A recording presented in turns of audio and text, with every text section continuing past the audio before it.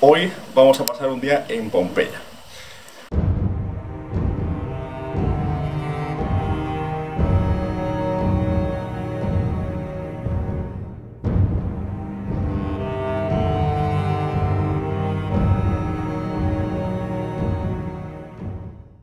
El 24 de agosto del 79 después de Cristo, el Vesubio entró en erupción.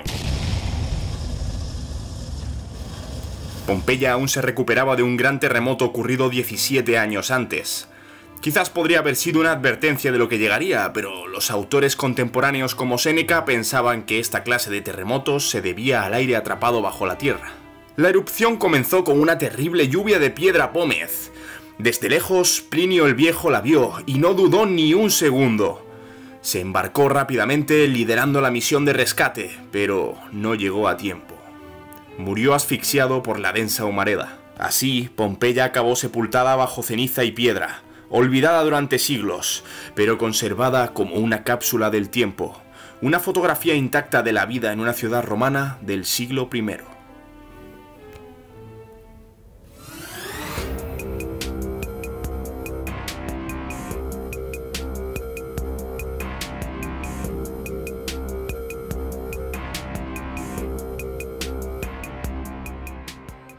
Bueno, pues esta calle nos va a servir para explicar un poquito lo que pasaba con las calles romanas, no las calzadas, no las carreteras largas, sino las calles interurbanas, podríamos decir. Como podéis ver, en toda la calle está rodeada de acera. En cuanto a los propietarios privados de los edificios, estos eran los que se tenían que encargar de la construcción y el mantenimiento. Y tanto es así que incluso si no tenías bien limpia tu acera, a partir de la época de Augusto, habían auténticas multas para aquellos que no cumplieran con la normativa. Ahora, esto, como en todos lados y en toda época, se saltaba a la torera muchas veces, y aquí tenemos el caso. Por ejemplo, tenemos aquí una escalerita de acceso situada en medio de la acera, cosa que estaba prohibida, pero bueno, algún propietario se la saltaba. Ellos se hacían responsables de sus propias acciones. Bueno, pues esto que tenemos aquí es un paso de peatones, como se puede observar. ¡Bravo! Los pasos de peatones estaban hechos con estos pedazos de pedrolos, pues entre otras cosas para que los carros tuvieran que maniobrar entre el paso de peatones, entre esta piedra. Ahora vais a ver un vídeo que he grabado hace un poco sobre el carro, sobre lo grande que es el carro. Realmente tenían las ruedas muy separadas entre ellas y cabe perfectamente por ahí. ¿Y qué pasa con el caballo? Pues nada, el caballo pasa por encima o pasa por un ladito. No tiene mucha historia. Esto obligaba a moderar la velocidad de los carros en la calle, ya que era bastante frecuente, de hecho, los atropellos, los accidentes. Así que conforme vas avanzando por Pompeya, ahora veréis un vídeo que literalmente hay pasos de peatones a cada 2x3. O sea, en una misma calle puede haber 3 pasos de peatones, una calle pequeñita. No quiero deciros ya en las vías principales. En los cruces también es curioso que veis un paso de peatones en cada una de las calles que dan al cruce. Esto igual que ahora, básicamente. Y además, para regular la velocidad de los coches, servía también para que los peatones, para la redundancia, pasaran por encima y así se evitaran mojar los pies cuando estaban en días de lluvia. Bueno, pues aquí tenemos uno de los carros que pisaba las calles de Pompeya. Como podéis ver, bueno, ahora pongo vídeos de recursos, pero como podéis ver, era bastante elevado. Así que, bueno, hay mucha gente que en los vídeos que he subido sobre los pasos de peatones y tal, decía que no podían pasar por ahí los carros. Bueno, ahora juzgáis vosotros. La verdad que es muy alto el eje, y perfectamente puede pasar por las piedras de los pasos de peatones.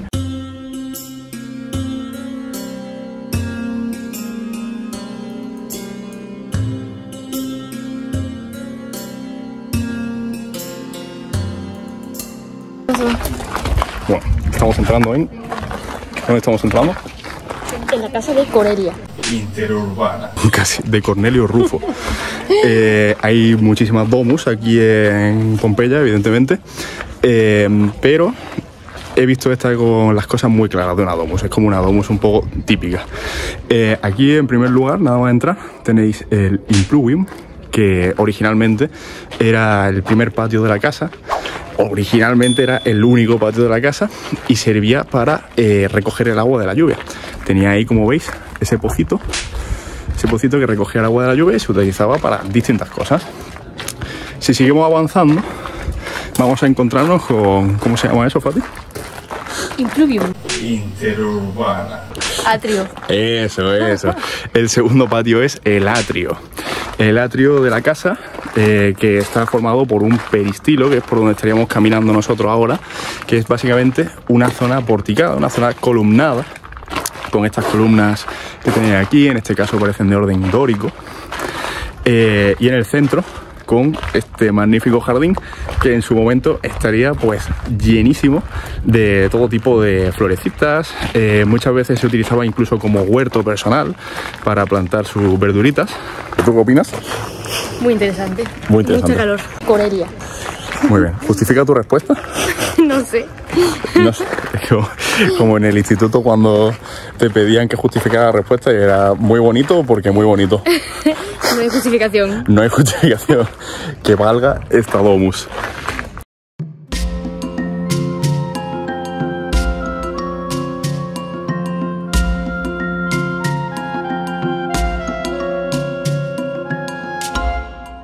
Bueno, Fati, buenas tardes. ¿Qué tenemos aquí delante? Pues tenemos la piscina.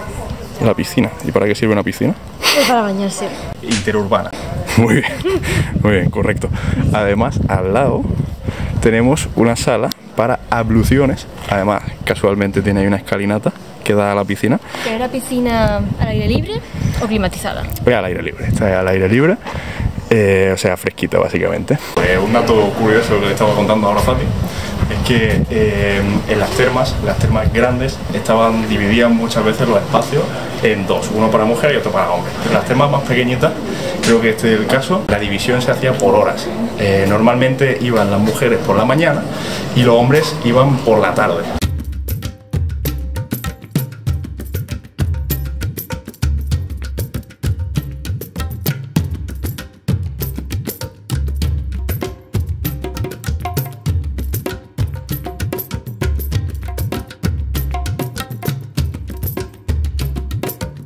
Vale, a ver, vení para acá, Fati. Vamos a ver esto. Fíjate que el suelo tiene ahí como dos niveles, ¿no? Tiene un nivel ahí bajo y un nivel alto, y está separado por esos pilotes que hay en medio del opus latricium, que sería el ladrillo. Vale, pues ¿qué pasa con esto? Básicamente aquí habría un horno y el horno distribuiría el calor por ahí, por el suelo. Lo pasaría por el suelo y es un suelo radiante, básicamente. Bueno, chavales, pues me he equivocado. A veces hay que asumir los errores. Interurbana. Esta terma es bastante grande, de hecho. La parte que acabáis de ver grabada es la parte de hombres. Y ahora vamos a la zona de la parte de mujeres, que creo que no se puede entrar, pero para que la veáis por lo menos un poquito, aunque sea desde fuera.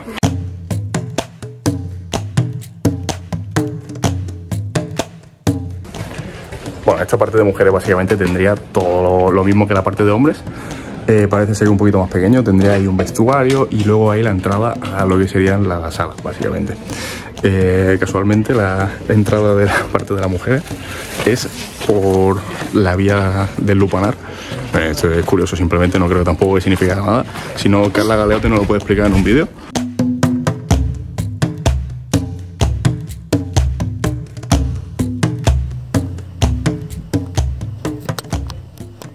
A ver, Fati, esa grandiosa escultura, ¿a qué puede ser que esté apuntando?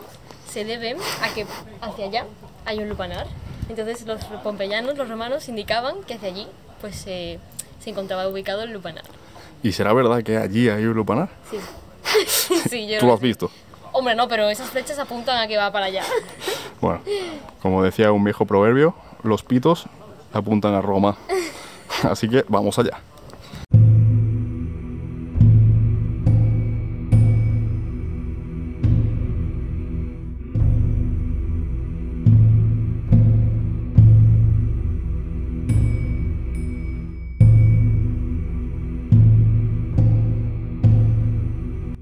Vale, bueno, pues acabamos de llegar al Lupanar, a una casa de cositas aquí en Pompeya. Fijaros que hay un montón de estancias. Están ahí con su camita. La cama, evidentemente, bueno, de piedra, pero no es de piedra, o sea, estaría acolchado, como es lógico. Hay unas cuantas habitaciones. Y si os fijáis ahora en la parte de arriba, hay pinturitas con cosas. Va a estar censurado, evidentemente, porque a YouTube no le va a hacer mucha gracia. En el museo vimos que estas pinturas servían como para instruir o para favorecer. Vamos, imagino que era como si estuviera viendo un vídeo no por cuando entraran nada más al burdel. Seguimos por aquí. Ahí la guía de antes ha dicho que había un baño, o no sé, supongo que sí.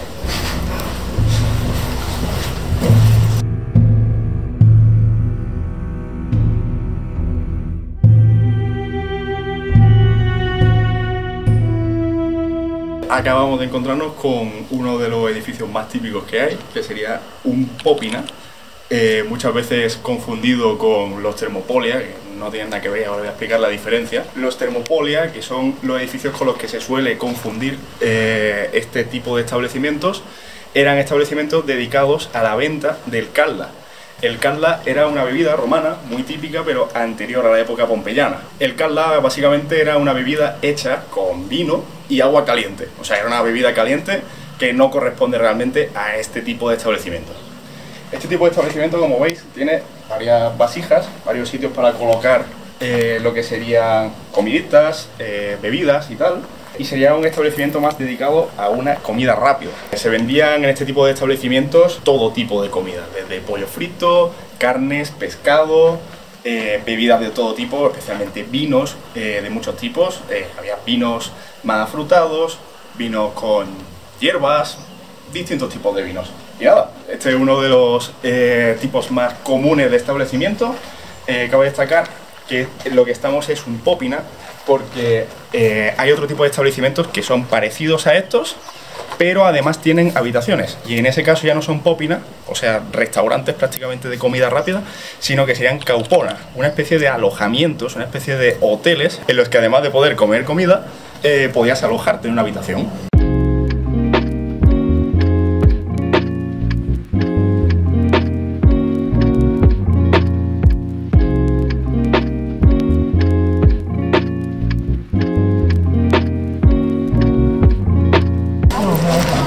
Bueno, ahora estamos paseando por el foro que tiene ahí delante, el templo capitolino, que cuenta con la tríada capitolina, que, bueno, dejármelo en los comentarios si lo sabéis, si no la respuesta os la doy dentro de poquito.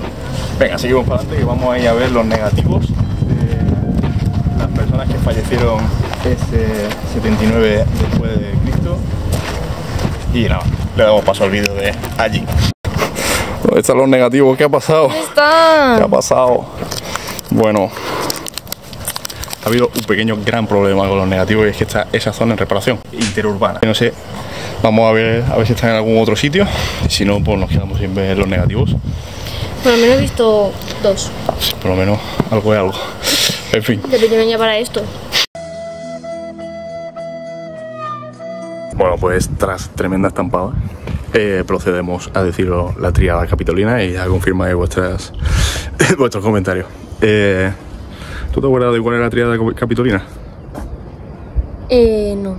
¿Una casa? Dislike. La tríada capitolina son los dioses principales de Roma. Ah, vale. Zeus, Júpiter. Atenea. ¿Vale? ¿Y Venus? No. Dionisio.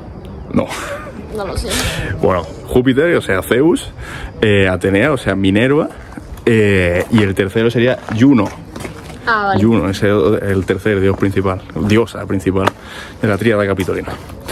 Nada, un report, ¿eh? Hay que estudiar un poquito de historia o ver un poquito de historia verdadera, suscribirse y dar a la campanita, por ejemplo. Porque si lo hubiera hecho, no habría ningún problema. Lo sabría. Lo sabría ya perfectamente.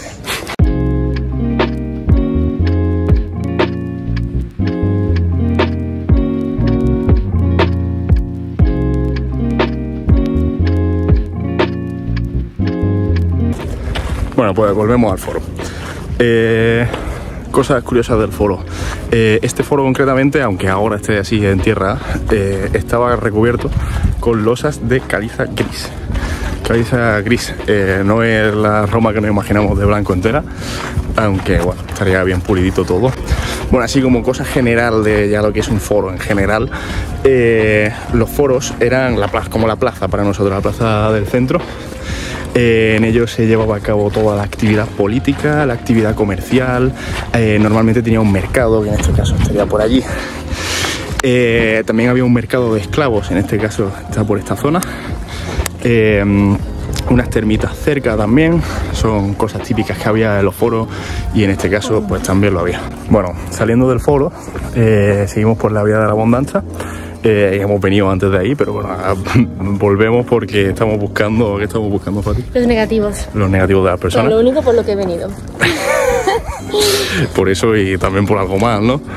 Hombre, claro, para ver Pompeya. Hombre, claro, estamos en Pompeya. Y para hacer el vídeo de historia verdadera. Ah, bueno, no me refería a eso. ¿Y la comida qué? Ah, la comida está muy buena, ¿eh? Ha sido un buen sándwich en Pompeya, tristemente. Un poco caro. Sí, de momento. Pero bueno, ahora luego nos comeremos una buena pizza. Sí. Digo pizza. Y unos buenos macarrones a la carbonara. Eso es.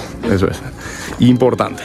Bueno, toda esta cortinilla para deciros que fijaros que estamos pasando constantemente por locales comerciales y por todos lados. Estos locales tenían el nombre de taberna. Y no taberna porque se sirviera vinito. Pero bueno, de esto vamos a explicar ahora algo. La taberna más típica era la taberna binaria. De hecho, a partir de cierto momento se hizo muy típica. O sea, muy típica, que era el 80% de los locales eran las tabernas binarias. De ahí se quedó ya la tradición para la Edad Media y para adelante de que la taberna fuera el local donde se iba a beber. ¡Viva el vino! Básicamente. Pero en origen, estas tabernas y en esta época había de todo tipo. Había de comida, había de tiendas en general, de todo. Las tabernas están adosadas siempre a los edificios de todo tipo, pero en las calles principales, aquí como podéis ver, pues quizá haya alguna taberna, pero desde luego no es como en la calle principal que estábamos antes. Se adosaban como digo, a todo tipo de edificios, y el propietario de la casa era el que alquilaba luego el local al trabajador. En algunos de estos mismos locales también dormían los trabajadores, y se puede ver en algunos locales como tienen como un doble fondo, tienen como una especie de segunda habitación en la trastienda. Allí tendrían su lechito, su cocinita y poco más para subsistir mientras que estaban trabajando. Bueno, aquí confesiones. Pensábamos que Pompeya era pequeñita, pero ahora comparándola con Málaga... No, es como patearse Málaga en un día, entrando a cada casa, viendo cada esquinita. Literalmente, Málaga la verdad. Centro. Málaga Centro, sí, es una paliza, es gigantesca. Ahora luego miraremos a ver cuánto mide la ciudad, porque es gigante, es una putísima locura. ¿Pensábamos que se podía ver en un día? No, ni de coña. Esto hace falta un par de días por lo menos. Nos va a quedar de hecho un barrio entero sin ver, desgraciadamente. Bueno, chavales, pues lo que decía antes, las tabernas estaban adosadas a las fachadas de las casas. De hecho, hace un rato hemos grabado dentro de la Domus Cornelia, y ahora fijaros que estamos en la fachada de la Domus Cornelia y está repleta de tabernas, de acceso a la calle, que tendrían localitos con distintas cosas: panadería, restaurantes de comida, tiendecitas, de todo. Pero es mal que internet me ha dado la solución. Llevamos como 15 minutos buscando el orto de Fujiyachi, de los fugitivos, que ahí es donde están supuestamente los negativos. Ya lo estamos viendo. Ahora pongo videíto.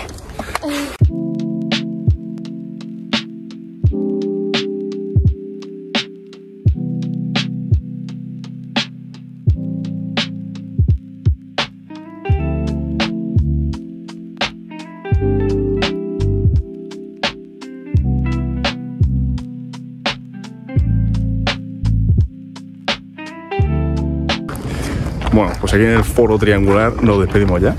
Estamos agotados, la verdad, llevamos todo el día caminando. Han sido unos cuantos miles de pasos.